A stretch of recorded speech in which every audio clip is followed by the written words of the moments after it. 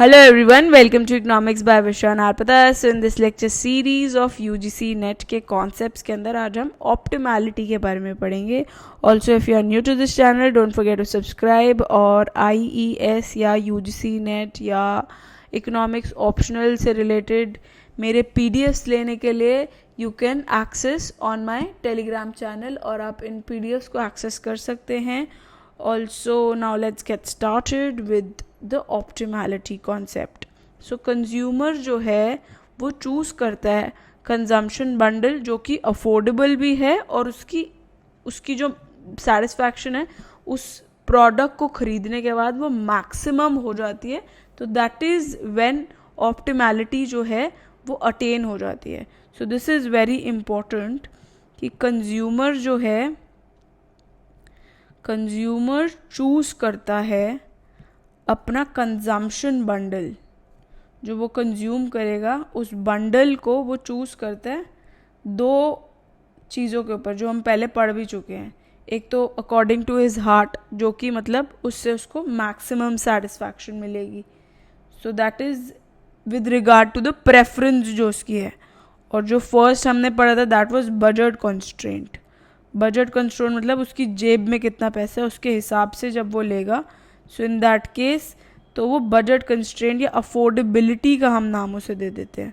So that is जब उसके जो वो बंडल खरीद रहा है वो अफोर्डेबल है, दो which she attains through which वो अटेन करती है maximum satisfaction, through which she attains maximum satisfaction. ठीक है, मैक्सिमम सेटिस्फैक्शन जब उसको मिलती है तो उसे हम बोलते हैं ऑप्टिमैलिटी. ठीक है. सो जैसे कि बंडल एक मान लो, एक बंडल है मान लिया हमने x1 और जो ऑप्टिमल बंडल होता है उसको हम यूजली स्टार से डिनोट करते हैं, x1 x2 स्टार. ठीक है. तो ये जो होगा वो ऑप्टिमल बंडल होगा अगर जो उसका बजट लाइन है, सपोज करो this is the budget line. ये एक तो गुड x2 है, ये गुड x1 की जो कंजम्पशन, ये उसकी पॉकेट में कितना पैसा है. ठीक है. सो this is the budget line. ये उसकी प्रेफरेंसेस एंड वो चूज़ कौन सा करेगा जो उसको मैक्सिमम सेटिस्फैक्शन देगी. So it is this. So this is on IC2 पे जो लाया करेगा and this is beyond his और हर रीच. जो वो चाहता है या चाहती है बट वो उसे अटेन करना उसके लिए मुश्किल है. So that is IC3. जो वो चूज़ करेगी दैट इज़ दिस. उसके अंदर जो चूज़ करेगी x1 की क्वांटिटी इज़ दिस, x2 की quantity is this. So the same thing I have written x1 x2 star which is called optimal choice. तो ये जो बंडल होगा वो क्या होगा, ऑप्टिमल चॉइस वाला बंडल होगा. ठीक है. मैथमेटिकली जो ऑप्टिमाइजेशन है वो ऐसा पॉइंट होता है of equality between the slope of the budget line and the slope of the IC. So that is there. मतलब you can write this mathematically as well. Mathematically जो ऑप्टिमाइजेशन है is the point of equality जहाँ पे slope हमारा budget line का किसके बराबर होता है. स्लोप जो बजट लाइन का वो इंडिफरेंस कर्व के स्लोप के बराबर होता है. So optimization is at point of equality जहाँ पे इक्वालिटी है बिटवीन जो स्लोप है of budget line. Budget line का स्लोप किसके बराबर है, स्लोप ऑफ इंडिफरेंस कर्व के बराबर है. सो स्लोप जो हमारा इंडिफरेंस कर्व का होता है that is usually change in x2 by change in x1. So this is basically the marginal utility जो इसको x1 और x2 से मिल रही है. सो आपको जब मार्जिनल यूटिलिटी निकालोगे तो यही निकलेगा विच इज़ इक्वल टू जो स्लोप बजट लाइन का होता है that is -P1 bye P2. और जो मार्जिनल वो है that is basically marginal utility good 1 की divide by marginal utility good 2 की. तो that comes out to be change in x2 by x1 which is equal to हमारा MRS के बराबर होता है. So now let us pick दो indifference जो प्रेफरेंसेस हैं वो हम पिक करते हैं. एक तो परफेक्ट सब्स्टिट्यूट का केस देखेंगे और एक परफेक्ट कॉम्प्लीमेंट का, और उसमें ऑप्टिमाइजेशन दोनों में क्या होती है. First we'll see perfect substitute को देखते हैं, केस क्या होगा। तो परफेक्ट सब्स्टिट्यूट के केस के अंदर, परफेक्ट सब्स्टिट्यूट के केस में अगर वो x1 कंज्यूम कर रहा है तो x1 कंज्यूम तब करेगा, x1 के हमारे जो मैंने आपको पहले बताए भी थे फर्स्ट के अंदर जब बजट कंस्ट्रेंट पड़ा था, अगर x1 है x2 है, अगर वो x1 की कंजम्पशन कर रहा है तो वो कितनी कंजम्पशन करेगा, that will B m/p1। x2 की करेगा तो m/p2। अगर वो x1 कंज्यूम कर रहा है तो इन दैट केस वो कब होगा, जब उसका प्राइस उस गुड 1 का प्राइस गुड 2 के प्राइस से कम है तो वो पूरा गुड 1 को कंज्यूम करेगा। सो दैट इज़ बेसिकली m/p1 पूरा कंज्यूम करेगा। सेकेंड केस इज जब p1 p2 के बराबर है तो वो इनडिफरेंट होगा between the consumption of good 2 and good 1। So 0 to m/p2 p1 के बीच में उसकी कंजम्पशन रहेगी, ठीक है। और वो ज़ीरो कंजम्पशन कब करेगा x1 की, जब उसको प्राइस जो है गुड 1 का ज़्यादा देना पड़ रहा है गुड 2 से, ठीक है। So now let's see all these cases on the diagram as well, ठीक है। सो डायग्राम पे जैसे ये है हमारा, दिस इज़ आर, अगर हम माने कि ये हमारी जस्ट अ सेकेंड या सो देयर इज़ हमारी बजट लाइन हमने मान ली, हमारी बजट लाइन हो गई ये, ठीक है, ये हमारी बजट लाइन हो गई। अब हम इंडिफरेंस कर्व बनाते हैं अपने। So this is our indifference curve, हमने बना लिया अपना, this is the indifference curve. And ये भी एक और इंडिफरेंस कर्व बना लेते हैं कि वो कैसे कैसे कंजम्पशन करेगा। And this is our another indifference curve, just a second, it should be parallel, right. So this is our another indifference curve. So ये हमारी बजट लाइन थी एंड दीज आर आर, और ये जो है ये हमारा इंडिफरेंस कर्व है, ठीक है। सो ये हमारी बजट लाइन है, just a second I highlight as well कि ये जो है हमारी बजट लाइन है, ये हमारी बजट लाइन हो गई। एंड दिस इज़ आर, और जो दूसरे हैं वो इंडिफरेंस कर्व है। तो वो कंजम्पशन x1 की जो करेगा, just a second, this should intersect,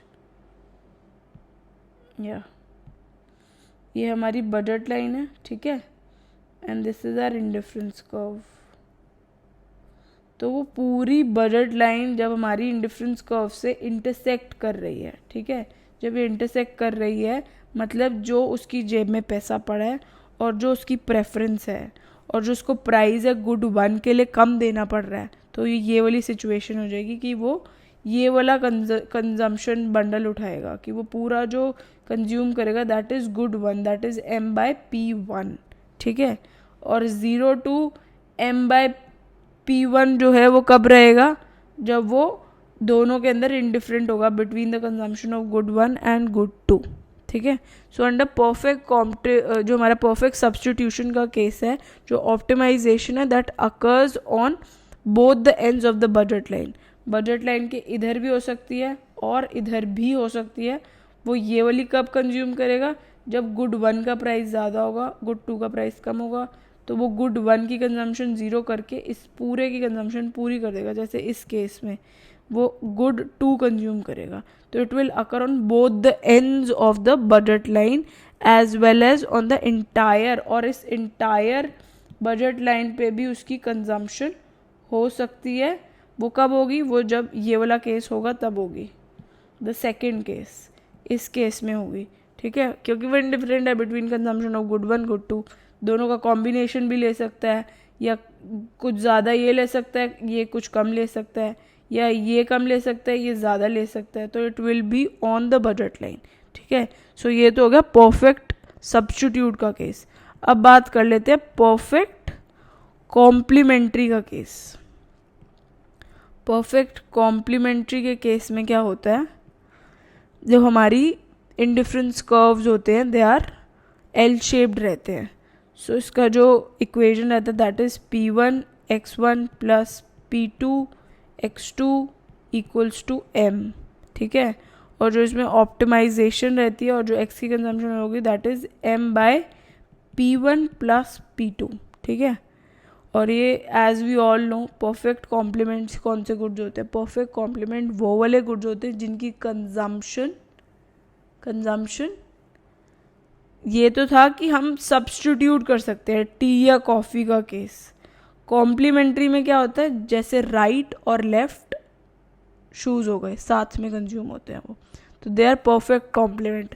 अगर मुझे कोई एक जूता दे देगा तो मैं एक जूता उठा के पहन के घर से बाहर नहीं जा सकती, मुझे सेटिस्फैक्शन सिर्फ उसके एक पेयर से मिलेगी, ठीक है। So that is there, so that is why जो इसका हमारा इंडिफरेंस कर्व होता है that is usually L shaped. तो ये तो हमने बना ली अपनी budget line which is A B मान लीजिए, and this is x1 x2 दो गुड्स हैं, and this is the indifference curve, but ये लोअर इंडिफरेंस कर्व है तो यूटिलिटी भी कम देगा। दिस इज़ हमारा ऊपर indifference curve which will give higher utility, ये उसकी रीत से बाहर है विच इज़ इंडिफरेंस 3, ठीक है। सो फार हमने पढ़ा कि ऑप्टिमल चॉइसेस के बारे में पढ़ा। नाउ विल टर्न टुवर्ड्स जो ऑप्टिमल चॉइस है उसकी तरफ। तो जो ऑप्टिमल चॉइस है जैसे कि फिगर में दिखा रखा है इसमें P1 P2 M जो है एंड जो कंज्यूमर की प्रेफरेंस है वो कंसिडर करी जा रही है to be consistent. That is why जो चेंज है ऑप्टिमल चॉइस के अंदर वो डिपेंड करेगा कि उसका प्राइस क्या है P1 P2 और उसकी इनकम क्या है, ठीक है। आई होप ये वाला कॉन्सेप्ट, ये जो परफेक्ट कॉम्प्लीमेंट का केस है वो अच्छे से समझ में आया होगा। अब हम बात कर लेते हैं अगर चेंज होगा in the optimal choice of x1 with change in P1। इसमें हम अलग अलग गुड्स के केसेस देखेंगे। गुड जैसे ordinary good, normal good, given good, inferior good. वैसे ordinary and normal is one and the same thing, doesn't make a difference, but कई बार यूजीसी नेट में अगर क्वेश्चन पूछ लिया जाता है पीपल टेंड टू कंफ्यूज कि ऑर्डिनरी क्या है। Ordinary is same as the normal good का केस, ठीक है। So that is change in optimal choice of x1 with change in P1, ठीक है। So before going to analyse ये जो चेंज है ऑप्टिमल चॉइस के अंदर अगर x1 में चेंज होगा तो चेंज प्राइस में क्या चेंज होगा, उसकी वजह से ऑप्टिमल चॉइस में कुछ ना कुछ चेंज होगा। वो पढ़ने से पहले I will mention the kind of goods जो कि इससे रिलेटेड है। तो हम 4 kinds of, as I already told you, 4 kind of goods की बात करेंगे, ठीक है। फर्स्ट कौन सा है हमारा, ऑर्डिनरी गुड की बात करेंगे, ठीक है। दूसरा इज, जस्ट अ सेकेंड, दूसरा इज हमारा गिवन गुड, एंड थर्ड जो हम देखेंगे that is normal good. Last जो देखेंगे दैट इज इंफीरियर गुड, ठीक है। सो ये जो ऊपर वाले दो हैं वो डायरेक्टली रिलेटिव है टू प्राइस, एंड जो दो नीचे वाले हैं that is indirectly relative to price. So this thing you can write, this is directly relative to price, ठीक है, to price, and this is indirectly relative to price, ठीक है। सो फर्स्ट केस देख लेते हैं हम। फर्स्ट इज ऑर्डिनरी गुड का case, ordinary good, ठीक है। सो जो हमारा ऑर्डिनरी गुड है एज वी ऑल नो ये हमारा क्या हो जाएगा, this is our x1 x2 की कंजम्पशन जो हो रही है x1 x2, and this is हमारा जब हम डिमांड कर्व देखेंगे प्राइस और x1 का रिलेशन देखेंगे, ठीक है। सो अब एनालाइज करने के लिए द कॉज जो होगा बिहाइंड द ऑप्टिमल में अगर कोई ना कोई चेंज आ रहा है that is due to the price के अंदर अगर कोई चेंज आ रहा है, ठीक है। सो प्राइस के अंदर कुछ ना कुछ चेंज आएगा तो ऑर्डिनरी गुड की कंजम्पशन में जो चेंज होगा, जो उसका ऑप्टिमैलिटी है वो भी चेंज हो जाएगी, ठीक है। सो अब I will tell you the results according to the Slutsky की। तो अकॉर्डिंग टू स्लट्स की, जस्ट अ सेकेंड, या अकॉर्डिंग टू स्लट्स की, जैसे कि हमें पता है प्राइस और क्वांटिटी के बीच में इन्वर्स रिलेशन होता है। अगर प्राइस में प्राइस सपोज करो गुड वन का प्राइस अगर कम हो जाए तो क्वांटिटी जो है उसकी बढ़ जाएगी, मैं उसकी कंजम्पशन जो है वो ज़्यादा बढ़ाऊंगी। ठीक है। सो जैसे कि हमें पता है स्लत्सकी के अंदर दो इफ़ेक्ट्स होते हैं। एक प्राइस इफ़ेक्ट जो है वो उसको हम ब्रेक डाउन कर देते हैं, प्राइस इफ़ेक्ट को हम ब्रेक डाउन कर देते हैं सब्स्टिट्यूशन इफ़ेक्ट और इनकम इफ़ेक्ट। अब ये जान लो कि सब्स्टिट्यूशन इफ़ेक्ट क्या होता है। अगर सपोज करो कि गुड वन का प्राइस जो है वो घट गया तो मैं उसको क्या करूँगी, उसकी कंजम्पशन बढ़ा दूँगी, गुड टू की कंजम्पशन कम कर दूँगी, क्योंकि मैं उसको सब्स्टिट्यूट कर सकती हूँ एक गुड को दूसरे गुड से। अगर कोई प्रोडक्ट सस्ता हो गया मैं उसको सब्स्टिट्यूट कर दूँगी, और सस्ता हो गया तो मैं उसकी परचेजिंग भी ज़्यादा कर सकती हूँ। तो जब मेरी उस प्रोडक्ट की परचेजिंग पावर बढ़ जाएगी तो उसको हम इनकम इफेक्ट में काउंट करते हैं। सब्स्टिट्यूशन में क्या होता है, जब एक चीज़ कम, उसका प्राइस कम हो गया तो मैं उसको गुड एक्स से सब्स्टिट्यूट कर रही हूँ, तो दैट इज सब्स्टिट्यूशन इफेक्ट। ठीक है। तो जो चेंज है प्राइस का, प्राइस अगर रिड्यूस हो गया, ठीक है, तो जो हमारा सब्स्टिट्यूशन इफेक्ट होगा उसको ड्रॉ करते हैं। सपोज करो ये हमारी बजट लाइन है ए बी, ठीक है, दिस इज ए बी। ठीक है। एंड अब क्या हुआ, जब एक प्रोडक्ट मतलब गुड वन, ये गुड वन की बात कर रहे हैं, प्राइस जो है गुड वन का चेंज हो रहा है, अगर उसकी जो प्राइस है अगर वो कम हो जाती है तो मैं क्या करूँगी, गुड टू की कंजम्पशन को क्या करूँगी, कम कर लूँगी। तो ये अगर मेरा कोई पहले बजट कॉन्स्ट्रेंट था विच इज़ दिस पॉइंट, तो मैं उसकी कंजम्पशन क्या करूँगी, कम करके इधर शिफ्ट कर दूँगी, मैं उसकी कंजम्पशन क्या करूँगी, बढ़ा लूँगी। ठीक है। तो आई सब्स्टिट्यूट दैट, मैं उसको क्या करूँगी, सब्स्टिट्यूट कर दूँगी। ठीक है। So that is there. सो ये जो पॉइंट होगा दैट विल बी x10। ठीक है। एंड ये तो हमारा सब्स्टिट्यूशन इफेक्ट हो गया कि आपने उस प्रोडक्ट की कंजम्पशन कर दी ज़्यादा। ठीक है। तो उस प्रोडक्ट की कंजम्पशन कर दी ज़्यादा। अब जब इनकम इफेक्ट को ड्रॉ करेंगे that will always be parallel to जो हमारा आफ्टर इफेक्ट आया, it will be like this. तो ऐसा होगा कुछ। ठीक है। So that will be there. तो ये अगर हमारा कोई पॉइंट आर था, जब हमारा सब्स्टिट्यूशन इफेक्ट होगा it will be like this. उसके अंदर क्या होगा, मैं कंजम्पशन दोनों प्रोडक्ट्स की बढ़ा रही हूँ। सब्स्टिट्यूशन इफेक्ट में दोनों, एक जो गुड सस्ता हुआ उसका मैंने वो कर दिया। इनकम इफेक्ट में मैं दोनों की कंजम्पशन बढ़ा रही हूँ। ठीक है। पहले मेरी इतनी कंजम्पशन थी x1 की, मैंने उसकी भी बढ़ा दी, और जो मेरी कंजम्पशन गुड वन की थी सिंस वो महंगा हो गया कंपेरेटिव टू x1, मैंने उसकी कंजम्पशन घटा दी। So there will be a parallel change that you will be able to see. ठीक है।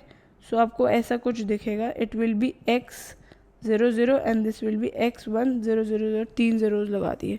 ठीक है। सो प्राइस पहले क्या था, P1 था कुछ प्राइस, बाद में प्राइस मैंने क्या, प्राइस जो कमोडिटी वन है उसका प्राइस घट गया, तो मैंने उसकी वजह से क्या किया, जो मेरी कंजम्पशन x10 थी वो बाद में क्या होगी, x1000। ठीक है। सो ये जो है it will B downward sloping. Just a second, ये जो है नॉट जो है ये हम डिपिक्ट कर देंगे x10 x1000। ठीक है। सो ये ऐसा दिखेगा कुछ। So this will be the demand curve जो हम ड्रॉ करेंगे। आई होप आपको अच्छे से समझ में आएगा। इसमें सब्स्टिट्यूशन इफेक्ट क्या होगा, नॉर्मल गुड है, प्राइस कम हो गया है, तो क्या होगा, मैं उसकी कमोडिटी का जो चेंज है वो क्या होगा, मैं उसकी कंजम्पशन क्या होगी, बढ़ा दूंगी। x1 की कंजम्पशन क्या बढ़ा दूंगी, बढ़ाऊंगी तो मतलब इन दोनों में ऑपोजिट रिलेशन देखने को मिल रहा है, तो नेगेटिव होगा, और मेरी इनकम उस कमोडिटी के लिए ज़्यादा हो गई है। ठीक है। तो अब भी मैं उसकी कंजम्पशन क्या करूँगी, गुड वन की वो भी ज़्यादा करूँगी। दोनों में साइन क्या है, ऑपोजिट है, मतलब नेगेटिव रिलेशन है।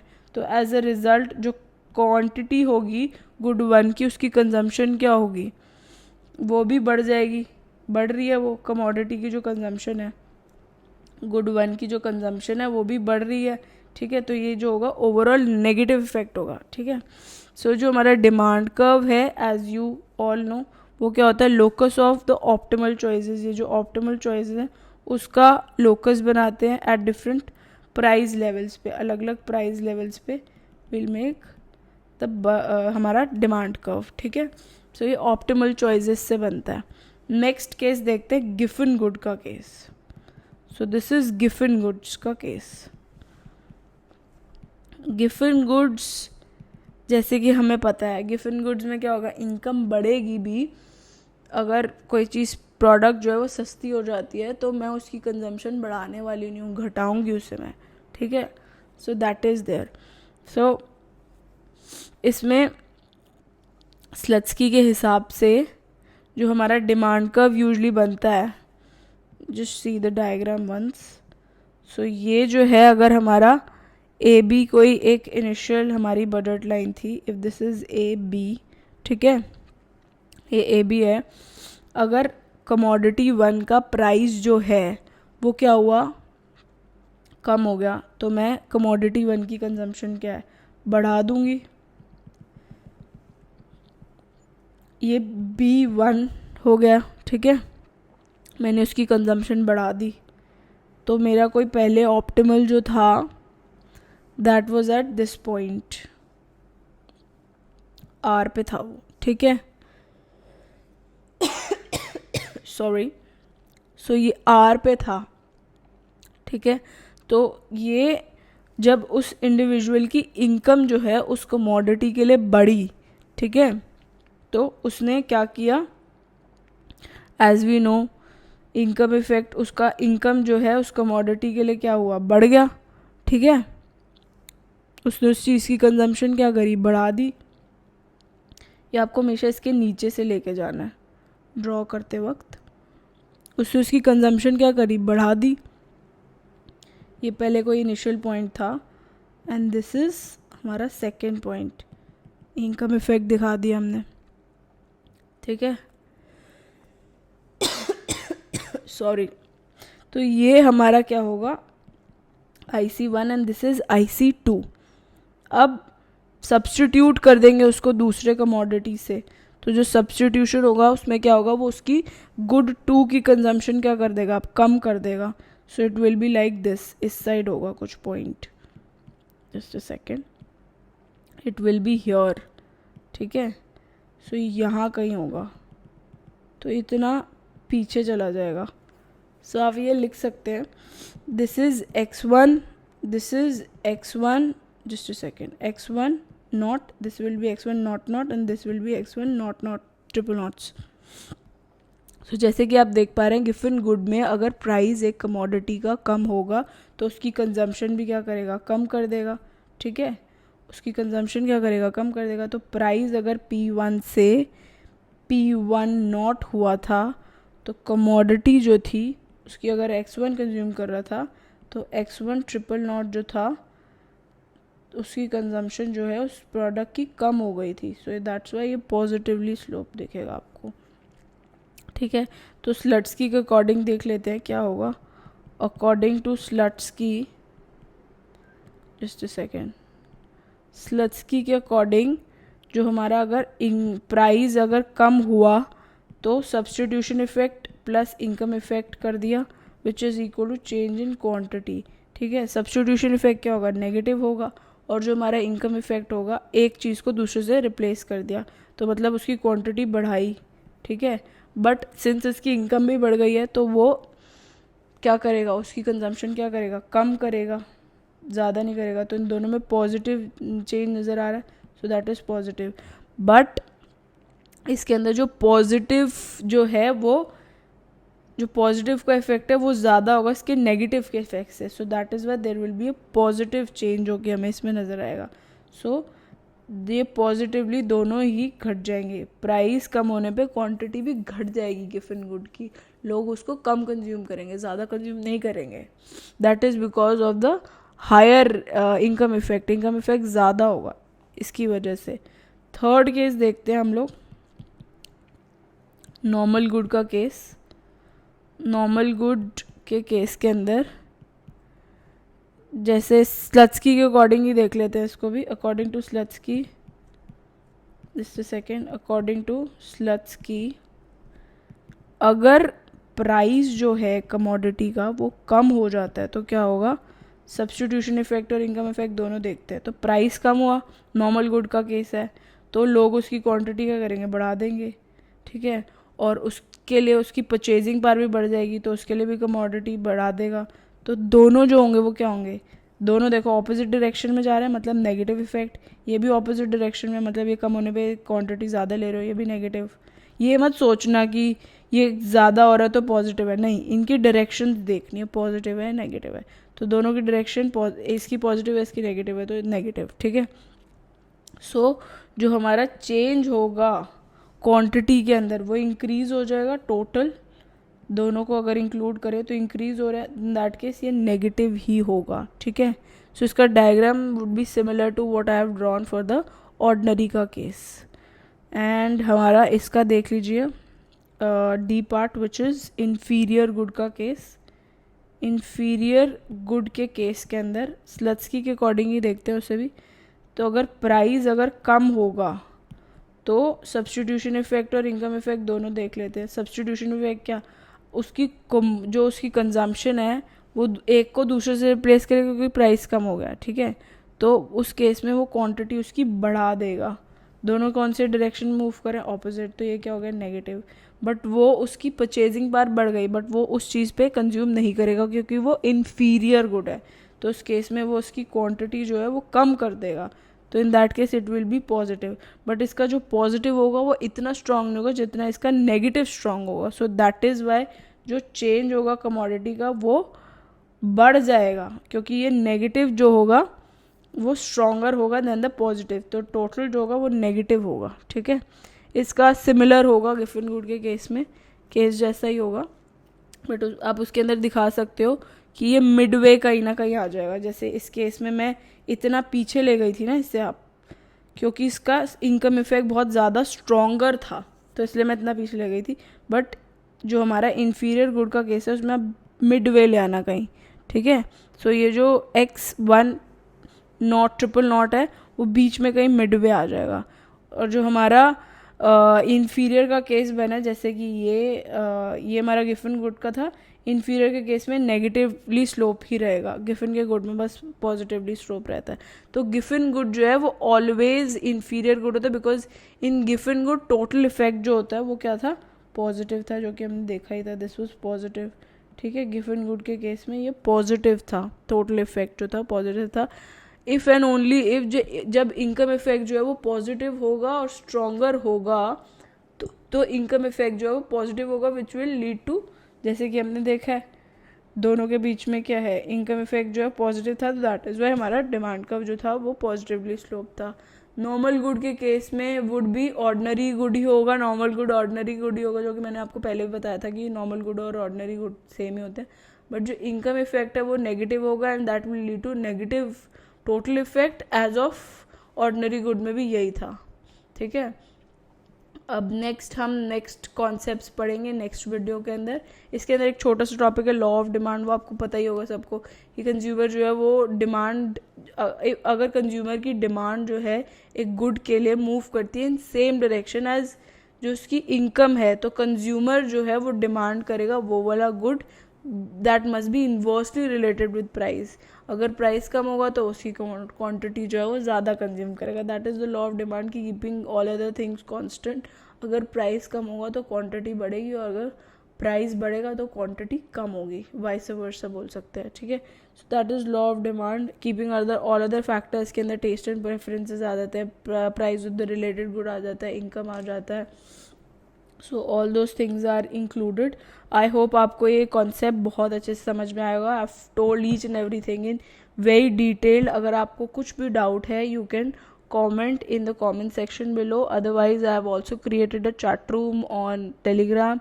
There you can ask whatever doubts you have. I'll try and clarify. Otherwise there are many aspirants who have same field का रहता है, तो they'll try and answer. Otherwise I'll also answer.